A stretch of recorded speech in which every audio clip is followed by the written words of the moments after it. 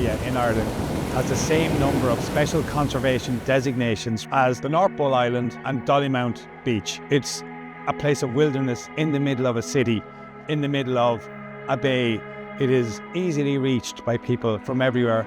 This island, which was made by man, is now in danger from man-made climate change, which threatens to submerge it over the next 30 years. It was man-made from sandbanks, which grew into an island, and it's in existence exactly 200 years. There are three major competing impulses. It's a place for sport, for popular recreation, for wildlife conservation. Now, of course, those three things on a man-made island are competing tensions. So there's nothing that can be done. It's climate change. The entire beach used to be a car park, and there is now a hare population which is extinct from the island. It was the symbol of the island, but that is now gone. I think it says an awful lot, speaks volumes about the sensitivity and the precarious nature of the ecosystem there, that it should be protected like this.